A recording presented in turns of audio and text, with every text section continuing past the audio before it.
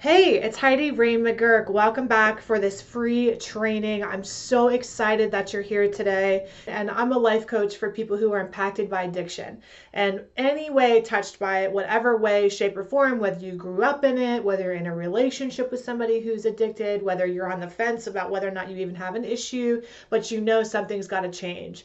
A lot of my clients that I work with are overing, meaning they're overachieving, overcompensating, over delivering, over giving, overthinking, and really they're overwhelmed. And at the end of the day, those feelings lead them to the coping mechanisms of over drinking, over medicating, over isolating, over stressing. And so by the time they come to me, it's something's got to give, something's got to change. I know for me, this journey really began for me about 10 years ago. I'm going to share a little bit about my story and kind of how I arrived to this work that I do. And ultimately, I really believe that the training that I'm going to give you today is really the solution to kind of all the world's problems. I really believe that I've actually figured out the method to help you overcome and transcend all of this kind of codependent behavior. And we're going to talk a little bit more about what that codependent behavior looks like. You can be codependent with a person, a place, a thing. And so let's get underneath the hood. And I promise you that you sticking through this video, you're going to leave today with some tremendous value, some really significant understanding and insight into yourself, and hopefully a plan to take some action and to really change the things that aren't working in your life. I remember when I came to the point where I said, something's got to change for me. Actually, from the outside looking in, you wouldn't have thought that anything was actually wrong. And that's the case with a lot of the people that I work with because we know how to put on a good show. For me, I was living the corporate lifestyle, earning I was a business consultant, traveling around the country, earning well over six figures, and had bought my own home and looked like from the outside, looked good, and was really thin, would look like I was really put together, was making lots of money. But the reality was had success, but I did not have fulfillment. I just was not fulfilled in what I was doing. I was empty. And there was an emptiness inside of me. And the emptiness was really this kind of couple things. Never really feeling like I was enough. Always feeling like I had to continue to strive, continue to accomplish, continue to push through and strive and struggle and try to reach my goals. That was never enough. No matter what goal I reached, I always felt empty at the end of the day. It was a really hard time. And I was sucked at relationships. I had success, but I didn't have what I really wanted, which was love. In my own relationships, I was really dysfunctional. And to cover all that up, I was a binge drinker. That's how I coped. And I had an eating disorder. So I either used food or alcohol or a combination with benzos and everything else to try to numb out my kind of mediocre existence. Which again, from the outside looking in, it didn't look mediocre. Anybody else would have thought, wow, she really has her stuff together. It'll good for her. But I didn't have anything together at all. And around 2008, when the economy crashed, I was making tons of money, traveling around, living in Los Angeles, moving around Vegas and Boston and Vancouver, doing all these different things. And then the economy crashed. And people like me, who were high paid business consultants, kind of went out of style.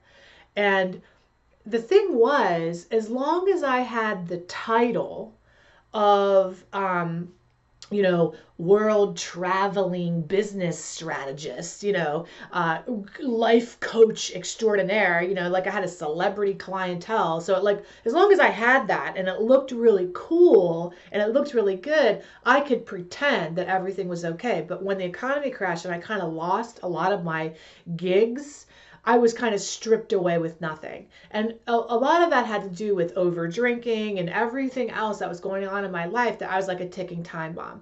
So what happened? Well, I lost everything. I lost the fancy title. I lost the ability to say, when you ask me who I am, I would tell you what I did instead of who I actually was. And so it all came crashing down. I lost everything, and I remember the day I rolled up my Louis Vuitton luggage, okay, with nothing, all right, and rolled up to the hill to my dad's house in West Virginia, in Westover, West Virginia, on the top of the hill, and this little like shickety shack really, and came up and like had absolutely nothing. And I remember just like putting my suitcases down on like the dirty carpet and being like, how the did I get here? You know, how did I come to the place where like I have absolutely nothing? But here's the truth. The truth was I never really had anything. I had lies I was living behind that looked like success, but I always was empty. So here I was in my 30s, hungover, completely lonely, anxious as hell, depressed, and childless, and feeling like I missed the boat. Like I missed my chance to actually have a family. I missed a chance. You know, I spent like 10 years in a relationship with somebody who we were so dysfunctional together. It was like the dysfunctional dance party. I mean, it was just like I'd leave him, he'd want me, he'd leave me, I'd want him. I mean, it was really, really sick.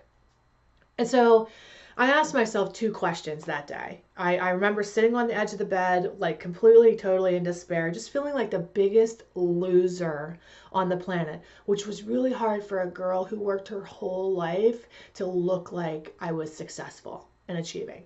All right. I mean, you can see behind me. I mean, you know, I won these later in life actually, but you know, you look along the way, like there's part of your nature that's to achieve. And I think that's okay. Part of my nature is still to achieve too, but I don't mix up what actually makes me successful. I don't get confused anymore about who I really am and what my real value is. So when the success comes and goes, because it does and it will, I'm not devastated in the process. Right? So the two questions I asked myself that day were, number one, you can write these questions down. They'll be really beneficial for you. What am I no longer willing to settle for? And number two, what do I really, really want to live a happy and successful, a true happy, truly successful life? Now, when that came time for me to go, okay, what's the real problem here? You know, what am I really missing? I had heard my whole entire life, Heidi, you need to learn to love yourself so that you can like, you know, love other people. And actually, but I knew how to love other people. I was a person who put everybody else's needs before me. You know, I was the person, like I said at the beginning of my video, I was the over deliver person, the one that went like, you want something, I'll give it to you. No problem. You know, what do you need? Anything. And I was just like depleted. I knew I need to love myself first, right? But I didn't know how to do that. Like actually, when we ask people, you know, hey, how do you learn how to love yourself? Which, you know, is a fair question. What are some answers do you think that people normally give when we say, oh, here's what you need to do in order to love yourself? Well, number one, people would say things like, you know, this is the typical answers that you'll get out there, that you need to take care of yourself. Like get a manicure, you know, go get a massage, right? Go to the gym, you know, work out. Positive affirmations is something that people would say. You know, you got to speak positivity about yourself and say things like, you know, I am special and lovable and all those types of things. And you need to make sure that you look good, right? Take some time for yourself. Everything, well, first of all, let's just play around with some of these ideas. Let's pretend that I'm going to come in and teach a class on love. And I'm going to come in and I'm going to blow your mind with this like new way to love yourself. So I come into class and I'm like, well, hello, everybody. I'm so excited that you're here today. I'm going to teach you how to love yourself. I have a handy dandy little chart here. The first thing you need to do is take excellent care of yourself, all right? You need to go and get your nails done, spend a day at the spa. You need to make sure that you go when you're at the spa, get a massage, right? Lay down on the table. You're worth it, honey. That's really going to make you love yourself. And then what I want you to do is after you do that, go to the gym and work out. Okay? When you're in better shape, you love yourself. And then I want to make sure that you use some positive affirmations, right? Like just like look in the mirror, right? And just like, I love you. You're worthy. You're special. And then when I want to make sure that you look good, right? Get your hair done and take extra special care of yourself. You know, your hygiene is like crucial, okay? do you love yourself more? Now, I mean, because this is the crap that actually people teach, right? These are the things that I've heard over the years. What's your self-care routine, right? Do you take long baths? Do you nap? You know, honey, napping like shuts the world out for like a half an hour or an hour if you can get it. But when you wake up, that shit's waiting for you when you wake up, okay? That's the reality. So not to knock, some of these things are really important, but here's the truth. I did all those things when I had all that money, right? And I was like taking extra care of myself. And I had nails and I had hair. And back then I used to have extensions. I don't have them now, but I used to like really go for it. And my body looked great, but I hated myself. And I can tell you that I know a lot of women who are in the same boat. They're like polishing up. It's like, you know, and this is going to sound so gross, but it is really true. My dad used to say this, like, you can't polish a turd. If you feel like a piece of shit on the inside, polishing it up and putting lipstick on it. And that's our culture. Our culture says, hey, if you don't feel good, you broke up with that person dumped you and left you, honey, put on some red lipstick and some heels and walk on out and call it a day. But isn't that what we're always doing? Aren't we always putting a Band-Aid on a flesh wound? I mean, if that worked, we wouldn't be in the position that we're in where we're overwhelmed and feeling like I need to, when is it my turn? Like, that's a question that I used to ask myself all the time. Hey, when's it my turn? Because everybody else's turn was always happening. It was like somebody else always needed something else, right? Everything I did, and even if I wasn't doing it directly for another human being, I was doing it to impress another human being. It's like, do I really want to be a corporate person? Do I really want to like, and I was a fantastic corporate person as best as I could be in my personality, right? But like, I mean, it wasn't me. I wasn't a person like, I'm not a time clock puncher, okay? I'm like, it's so ridiculous to me to actually have to do something like that. It's like, if I can do my job and get in there and get out, I mean, why am I like walking? But there's some people that are punching the time clock and pretending like, oh yeah, I love it. Here's my time clock. Punched in on time. And then you hate it inside, okay? Because you're living a lie. And then you do that day in and day out and day in and day out, and what happens is you numb out because you're like, I hate this like mediocre existence that I'm living. I'm not living my truth. So as a relationship expert, and I had been that in a previous life, you know, and helping people just exclusively in the areas of relationships, I always love this quote by Rumi.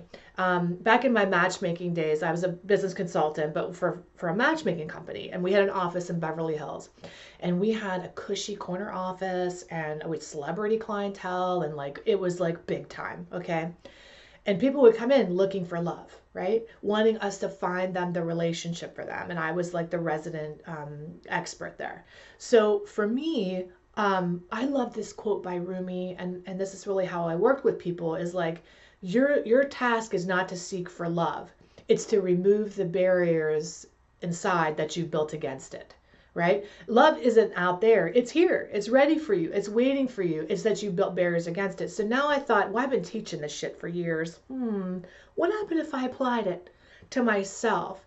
That it's not that I need to go learn how to love myself, search it out there, find it out there. It's that I need to remove the barriers that prevent me from loving myself. So I got really crystal clear. Okay, that sounds right? That sounds like genius to me. That sounds like, where are the barriers? you could say, you could look at your life and you could say, I know my barriers right now preventing me from loving myself. You could say, Heidi, I'm drinking too much. That's a barrier for me loving myself. Heidi, I can't stand the body I'm in. I don't know how to accept it and embrace it, but I need to change it. Heidi, I can't stand the position I'm in life. Heidi, I can't say. You could say that to me when you say, oh, yeah, all right, perfect. But I can tell you those are circumstantial things, and we can change your circumstances in your life. But better, and I heard this quote that I love, don't ask God to change your circumstances, pray for God to change you. So no matter your circumstances, if you have to weather the storm of a relationship that's in a winter, or you have to weather the storm of accepting your body when you're not loving your body or the position that you're in, you know how to be at peace within yourself. And that's true self-love. It's not conditional. This is unconditional self-love. It's not like, oh, I love myself when or if. We can do another training on that, but that's what people really do, right? They say, I love myself when I'm the good girl or the good boy, when I'm like kind and compassionate and sweet and on top of my game and successful and getting shit done. But I don't love myself when I'm like incapable, incompetent, lazy, mean, all these other things. So again, we're humans and we fluctuate on the scale. It's not that we're good people, bad people. We're like, it's the gray. But a lot of people I coach are very black and white people. They feel like a fabulous human being or they feel like a piece of shit. And there's nothing really in the middle for the people that I serve, right? It's like, I'm a warrior, I'm a champion, or I'm an asshole, or I'm a loser, I'm awesome. And that's how I was. When I was at that crossroads, it was like I went from, but here's the rub. You're never really truly awesome and you're never really truly an asshole. You're just kind of like in the middle, right? So when I ask myself the question, how can I really change my life and love myself for real, no band-aids on flesh wounds, I came up with systematically a method. This is how my method was invented about a decade ago now. My method came into being out of my own damage, pain.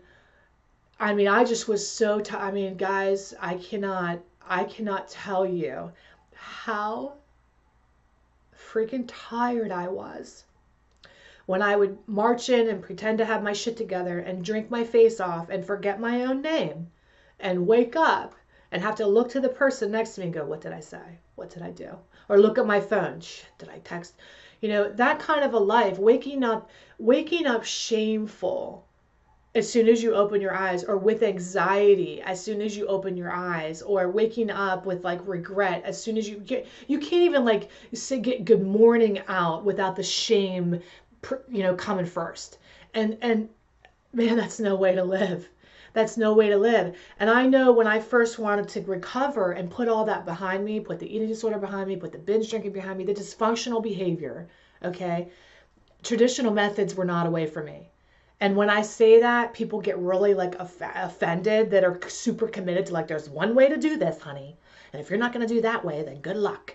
And they would get really mad at me. So I stopped telling people. I said, you know what? Let me try my method. Let me see if my method works with people actually changing their lives. And then if it works for me and I can get results, then let me start to teach other people. And if they get results, then holy hell, I know we have something here. So about 10 years ago, I practiced this method. Then I did it for a couple years, right? And then 7 years ago or 8 years ago, I started teaching these methods at one of the world's leading drug and alcohol treatment centers with thousands of clients would come through this program. And these just aren't people who just are settling in their lives and they want to make some shifts. They want to start the business, or they want to find the relationship or have the baby or whatever it is they want to do. These are people who want to stop killing themselves. Okay, these are people who are like at the lowest point. So if these and how to love yourself, you want to talk about market research, I ask these clients every day, I say, what's the one thing you could learn that would change your life forever? And do you know what every client told me? I need to learn how to love myself. And I said, holy shit, I have something here. Because I knew that that's what I needed too. And now they're articulating it to me. So when I'd ask them how to do it, they would come up with this kind of dumb shit that everybody else comes up with. And no offense, but that's what we're taught. So I started teaching the method there. And I have to say that over the 7 years, hundreds of people still message me to this day. Your teachings changed my life. Your teachings helped me go for the things I wanted to accomplish. People are becoming actually now life coaches, and I'm certifying them, and they're giving back. And they're becoming people who teach this method too. It's absolutely mind blowing to think that me, who was in that humbled, sad position, could come up with something that literally now helps save the lives and change the lives of women around the world. I am so grateful to be in this position. So grateful. But I knew I had to help myself first before I could do that. And some of you are used to just helping everybody else. You're the rescuers, the heroes, the saviors. And it's not about you saving the world. It's about you saving yourself. You know, like I heard a quote this morning on my Facebook. One of my clients posted this thing and said, like, you know, we all just want somebody to choose us no matter what. You know, we all just want somebody to choose us above all. And I think that's right. And really, we want it to be us. But no, and we want that. We want other people to choose us too, but you have to choose you first. That's why love yourself first is the only thing that works, so that you can not be going into any situation with like, give me, prove my value, let me see how worthy you think I am, let me be enough for you. Now you're going in saying, I already love myself. Everything else is gravy, right? Whether the weather changes or people change or people disappoint me, it doesn't matter. Let's take a drink of coffee. Speaking of living in the moment, I'm going to go over my method with you right now. I'm going to introduce my method to you. I'm not going to teach you all the method. If you want to learn how to apply the method to your life, I think you should really seriously consider or just do joining my life program.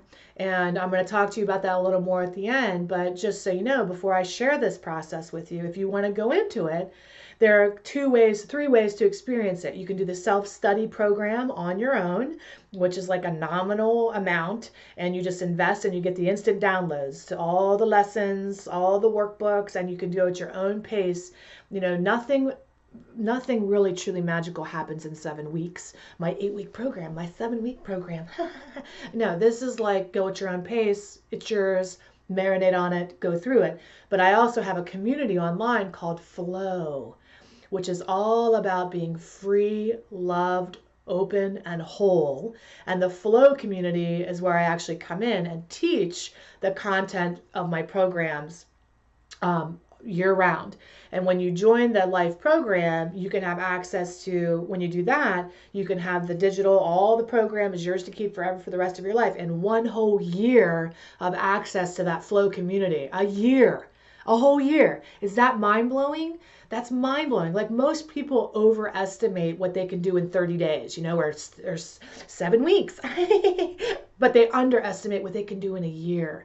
You know, like instead of going from water fountain to water fountain and drinking a little bit and getting nourished, you dig a well and go deep. And we spend this whole year together in this online community where I come in and put people in the hot seat, and it's unbelievable. And then the third way you can do it is you can have both of those things, the self-study and the community, and you can have a personally guided experience by me where you and I actually go through the program together. And that's an application process because it's not for everybody. I want to make sure we can be really successful, okay, one-on-one.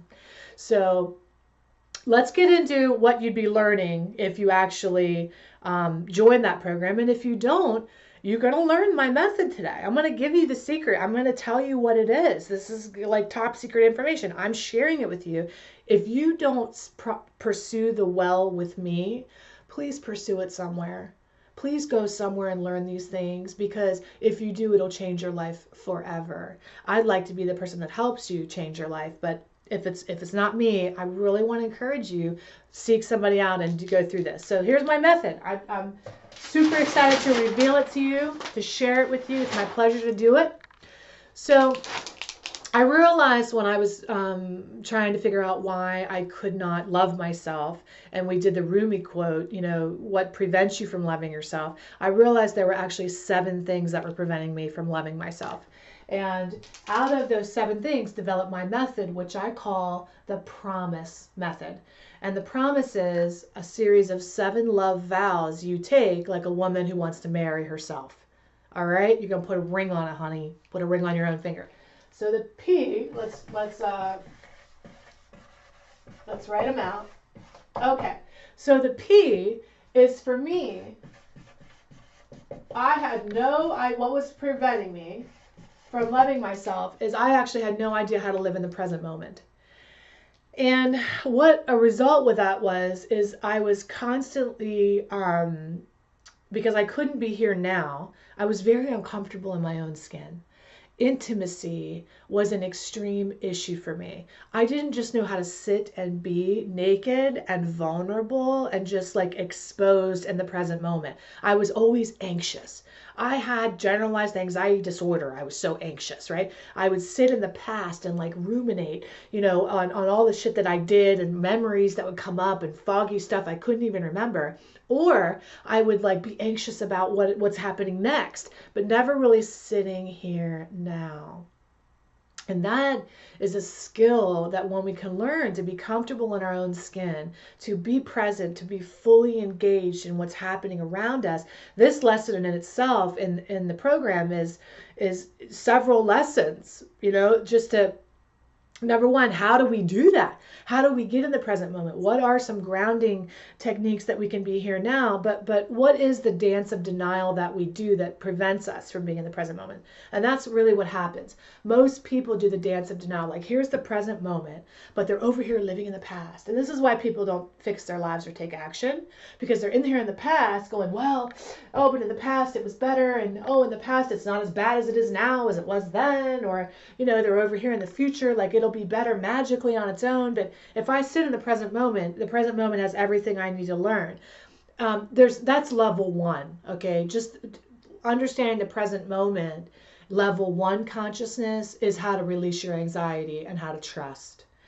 If you have a problem trusting, you learn how to be in the present moment. And when you work with me, you see that the present moment has everything you will ever need in this moment right now, right? You're not future tripping. So present moment is extremely important, especially if you want to learn how to be intimate. Now, for me, drinking alcohol was a way for me to escape not feeling comfortable in my own skin. I didn't know how to be intimate. I knew how to perform sexually. I knew how to like put on a show, but I didn't know how to be home in my own body. I had a lot of trauma, a lot of things that really prevented me from being in my own body. The present moment was not a good place for me to be. Some of my clients suffer from like disassociation, where they don't even know how to be home at all in their own body. They're completely and totally disconnected. One of the things that I offer is a way to learn how to be in your body and release the trauma as well. And that's also another modality that we can do together to help do that. You'll learn all of that inside my program when you start working with me deeper. If you don't pursue me, how do you do this? Well, you could dedicate a lifetime to studying Buddhism, Taoism, or any other ism that will help you to learn how to be here now. The R. The second thing that was preventing me from loving myself was I didn't know how to release things, meaning I had no idea how to let shit go. I was a person that ruminated. I carried resentments. I was living in the past of past hurts, past shame, past guilts, but mostly past traumas, things that occurred to me that I didn't know how to accept. Forgiveness, I had absolutely no idea how to forgive, because, people would say things like, oh, well, you need to forgive and just like, be a bigger person. But I'd be like, screw that. You know what I mean? Like, that person deserves to die. You know what I mean? I would be like so fired up about all the bad things that happened to me. I didn't know how to like really release it and let it go. And not just forgive other people, but forgive myself. I would have flashbacks about shit I didn't even remember. Like, oh my God, did I do that? Like, did that actually happen? Things when I was blacked out drunk, or be like just full of shame, full of regret. I didn't know how to let things go and just be. I was carrying around like a backpack, And that is so scary, to be going through life and like thinking you're doing okay. And then all of a sudden, here's this old story again cropping up, keeping you stuck. You know, what would happen if you would literally just learn to let that shit go once and for all? I have several lessons about how to let things go. I teach through I have a hair on my face, through the lessons of the seasons. I also have a 7-step method that I created called the Dancer's Way, which is how to gracefully and elegantly let go of your past, effortlessly like a dancer, you know. And you can learn more about that inside the program. A dancer, like a ballerina, is like badass, right? Like she is tough. If you look at her toes, they're bloody, like, but you look at her and she's graceful. Like you don't know. So you're going through all that work and it's gonna be effortless for you to let it go.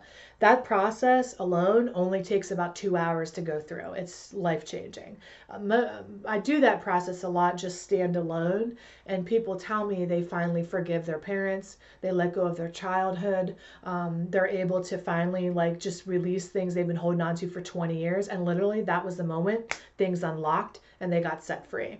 The program is worth that lesson by itself.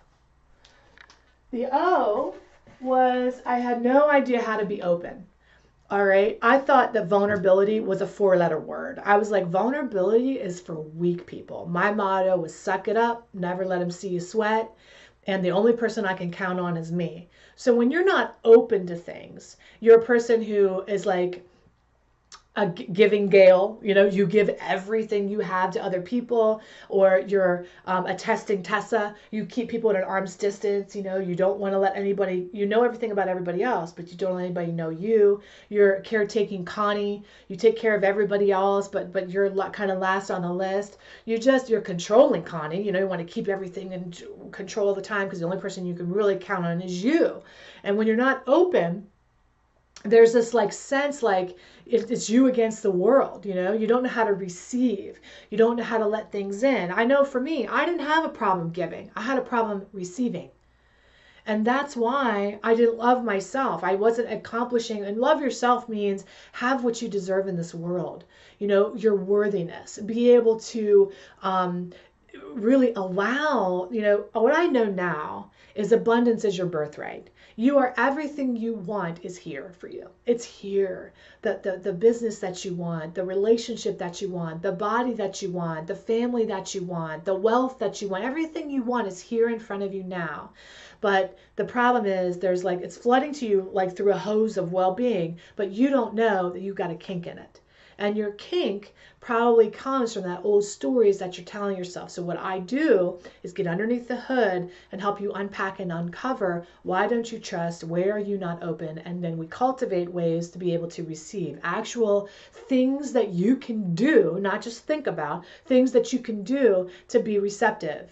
Okay, and allow the wonderful things to come to you. So if you're like closed off Claire, and you're like, you're skeptical Sally, and you're like, yeah, okay, well, then that's perfect for you because you're not having what you want because you don't know how to let it in. I was the same way. I was like, yeah, okay, we'll see.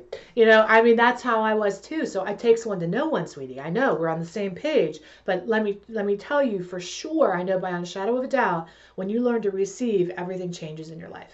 Just that lesson alone. Every one of these is like my favorite lesson because alone they will change your life, but together, I mean, you're just unstoppable. There's nothing it's a spiritual practice at that point. Okay, this is a spiritual practice. The M is meet my own needs. I had absolutely no idea how to meet my own needs. You know what met my needs? Wine, Oreos, French fries. What met my needs was not the men I was with because I didn't know how to. I expected them to meet my needs, but they constantly failed. But I had no concept of how to do that on my own. I had no idea of how to meet my own needs because I was used to like pretending I didn't have any needs. I'm fine. You know, pretending Paula, how are you? Fine. How's everything? Fine. You need anything? Nope. Got it. Good. Everything I need here. And you don't. You're depressed. You're or you don't know how to meet your own needs. So when you find a man, you like cling to him, like you're like clingy Claire. You're like, oh, glomming on for life because you're like, this person can meet all my needs. And then when they go away, you're devastated. You're like, what happened? Right? a lot of people who I work with who use alcohol or drugs or food or numbing or sex to get all their needs met, when they get sober and they get clear, they're like, oh my God, and that was what happened for me. I was like, what do I really want? Like, I actually didn't even know what I wanted in life and what I really needed. I convinced myself for so long that I didn't need anything that I really was I was very confused about that. So I had to get really clear about what I needed. And I was single at the time, and I really wanted to have a family. I wanted to create a life that I was like so fired up about. I wanted to feel whole and enough without the title or the position or the pat on the back or the atta girl or wow, you're so cool, or whatever it was. I knew that I wanted that, but I had no idea how to meet those needs on my own. I was codependent. And a lot of the people that I serve are codependent. They don't know how to meet their own needs, so they meet their, or they only know how to meet everybody else's needs, but they don't know how to meet their own, right? So when you learn how to meet your own needs or what they even are, everything changes. The identity, I didn't know who the hell I was, okay? And this is another reason that I didn't know how to love myself on this promise method, on this way to love yourself. I honestly didn't know who I was. I was whoever you needed me to be. I was who I thought would look good. I was who I thought people would respond to or respect or appreciate or love, but I definitely was not myself. So part of this, interestingly enough, is when I was recovering, one of the reasons I didn't line up with traditional methods of recovery is that I didn't want to be an alcoholic. I actually didn't want to take on that identity. I had noticed, in fact, my dad was an alcoholic, and like I wasn't like my dad. You know what I mean? I was like my dad, but I didn't want to own that. That identity felt shameful for me. It felt terrible to me. It felt like degrading to me.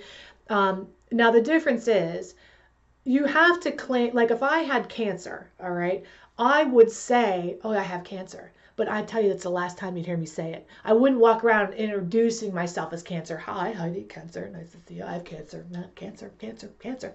And neither would I say alcoholic, addict. Hi. That's just not how I roll. I would identify with the cancer long enough to accept it and get out of denial about it. And then I'd kick its ass and move on and claim my healing. Hi, I'm Heidi, healed, whole, completely well. Hi, I'm Heidi. I put that shit in the past. Hi, I'm Heidi, a mother, a lover, a wife, a dedicated person. There's so many other things I want to be other than an alcoholic. Okay, but in order for us to figure out who we are, really want who we are, we need to systematically remove the things we're not. Okay. I don't want to be an alcoholic. I need to remove that out of my life so that now I'm a non-drinker. I identify with that much better. I haven't drank in a decade. For me, that was the solution, okay? So to identify as a non-drinker, whole, well, loved, free, open, all these things that I'm teaching you and that you'll learn inside of my program, I have like 10 different identities that we live under, all these different personalities I keep mentioning to you. You're going to figure out the role you've been playing in life, and then if you don't like that role, you're going to make a new play. All right, you're going to exit. You're going to take a bow from your role as Patty Perfect or Controlling Connie or Alcoholic Annie or whatever it is you've been doing. And you're going to take a bow, and then you're going to exit. And then you're going to come back into the play of your life and play a new role, the role you were meant to play, born to play, and the role that's fully you. Okay? No more pretending. No more being who you need to be. Now we're going to talk about being who you really are and shedding all the things that aren't you. I have some notes over here I want to make sure. Okay, the S is speak your truth. Now, some of you don't think you have a problem doing this. I tell my truth. I speak it, honey. I tell them. I tell them when I don't like shit. I tell them. I tell them. I tell them. Well, okay. Do you really? All right. I know for me, whenever I used to think I was a truth speaker. Now I consider myself a truth speaker. That's what I do. I'm like truth serum. Wonder Woman, when I was growing up, was my favorite superhero. And what did she have? A little rope, okay, and some cuffs to like ward off shit, right? And what did her headband do? You'll have to message me and tell me. But her wand, I loved it because she would lasso people, and it was the lasso of truth, and she could like put it on them, and they had no choice but to tell her the truth. And why was that such an effective tool? Because everybody lying. Everybody lying. Okay, that's why. And we lie to ourselves too. We don't even know the truth of our own lives, the truth of our own reality, the truth of our own existence. Are you freaking happy? Really? All right. What's true? What's the truth? Do you enjoy where you are? Or are you like pretending Paula, like suck it up buttercup? Like, what are you doing that, for me, I didn't speak my truth at all. How, like, I was at the buffet of life. I was like the shit eater. I'd be like, it's tasty. Oh, I'll have 2 more scoops. Oh, I love it. It's delicious. And then I realized, oh my God, my job at the buffet of life is to eat less shit or no shit. Like, my job isn't to do that. The only time I would speak my truth was when I was drunk. And then it wasn't my truth. It was like a hijacked toddler brain that was like, like it didn't know what it was talking about, So listen, if you find the only time you speak your truth is when you reach your boiling point, maybe you're not getting drunk or medicating, maybe you are, even better, join the program. But if you're not even, it's okay too, because you get to your breaking point and then you speak your truth and you speak it like as a ticking time bomb. And that's not, how do you tell your husband what you really need? That's what we learn, right? How do you tell your work environment what you really want? How do you set boundaries with people? How do you tell people no and believe it's a full sentence? How do you look at somebody and go, I don't want that? Like, how do you do that without feeling guilty, without feeling bad? How do you really go for what you want? A lot of the women that I work with that have addicts or alcoholics as children have a really hard time saying no to them and setting boundaries and speaking their truth because they're afraid they're going to make somebody relapse or go off the deep end, right? So like, I just don't work with women in recovery. I work with people who are in relationships with people in recovery because they need to love themselves too. Here they are. Like, you got 2 sets of people here, right? You got the people that are learning to love themselves in recovery and the people that love them, that are learning to love themselves so they can, like, we can all be one happy family, right? I want to be the bridge. I want to be the peacekeeper that brings everybody together so we're all in a flow, all right? Let's go to the last one. So far, we've talked about how when you don't love yourself, it's not to take a bath and have a massage and get your nails done.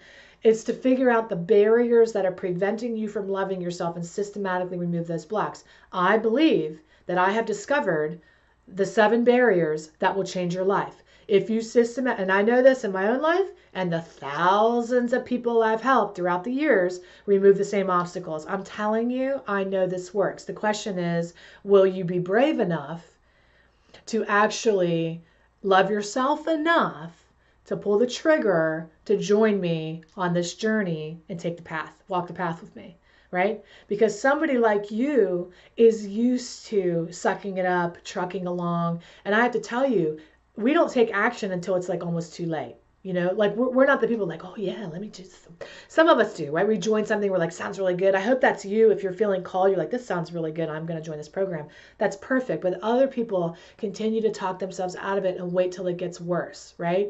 They wait until it gets worse and worse and worse. And then finally something really bad happens. And then they go, oh my God, there's my wake up call. I lost everything. That was my wake up call. You don't have to do that. You could say, I know I need to learn to love myself right now before it gets to that point. Maybe you're not like an alcoholic or an addict or whatever, but you like literally know you're settling, right? You're sacrificing, you're settling, you're struggling, you're stuffing, you're doing these things, and you know where this path leads to, and you want to get on the right track, right? So that's perfect. So let's go to the last one. If you do all these things, these 7 things that I've discovered as far as how to love yourself, my promise method, you learn how to live in the present moment. You learn how to release your past, let it go, heal it, okay?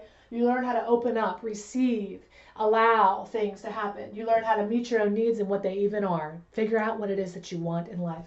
You figure out who you are and who you're not, and then you learn how to speak your truth, stand rooted in your truth. You will master this last thing, which is how to feel enough. And that's the last piece, right? That's the ultimate fulfillment, is how to feel enough. And so here we tell the lie, it's not enough, there's not enough, you're not enough, I'm not enough. There's a lack mentality. This is like competing, Claire, right? I want to look at what you're doing and compete with you. I'm a constrictor, right? Constricting Corinne, there's not enough, so I need to shrink down and be small, or, get it all, greedy Gail, we do all of these like personality behaviors because we don't really feel like we're enough.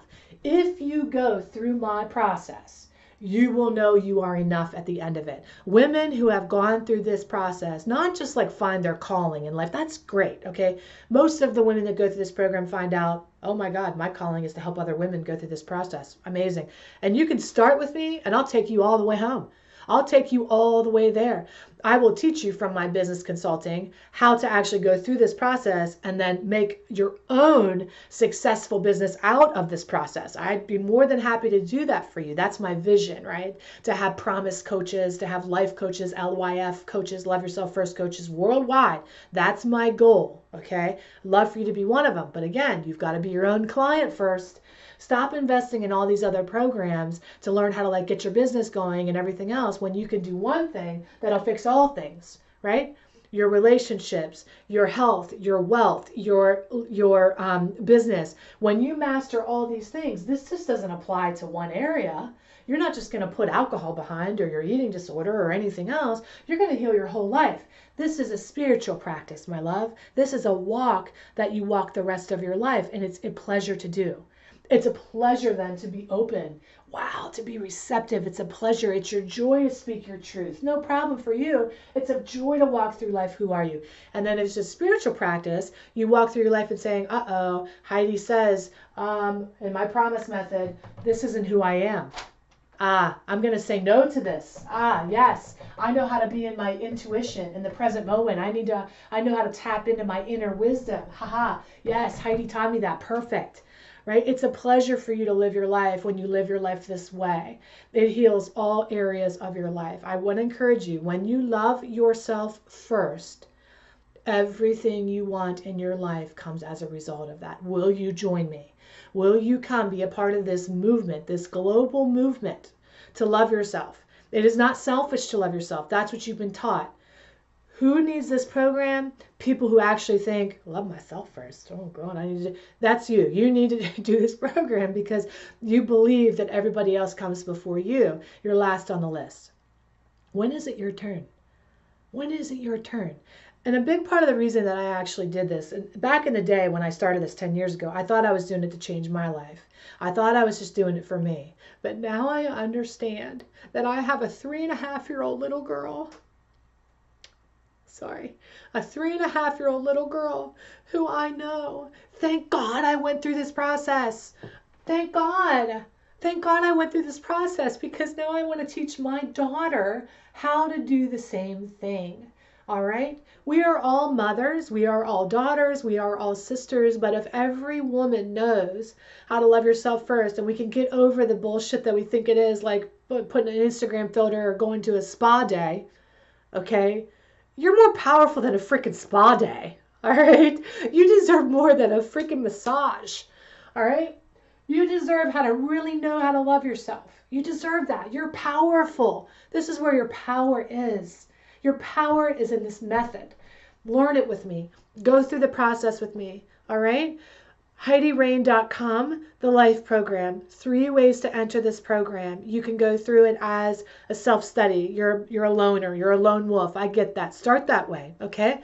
Then join your sisterhood. Your tribe is waiting for you on the other side in the Flow community, where we're going to learn for a whole year how to be together, how to work this program, how to become free, open, loved, whole, complete, divine, all the things that we know. Powerful women. We're going to set examples for our daughters, okay? We're going to rule where we're designed to rule in our kingdom, okay?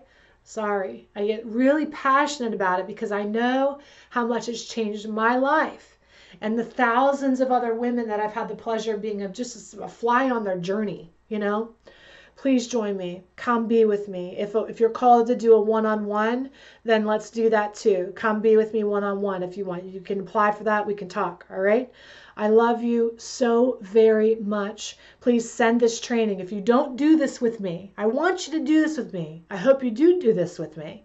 But if you don't do this with me, do it anyway. Somehow. Okay? Do it. learn on these things on your own. Say, Heidi, thank you. I can't join your program right now, but I'm going to write all these down. I'm going to write down the promise method. I'm going to start to do it on my own. And honey, power to you. That's how I did it too.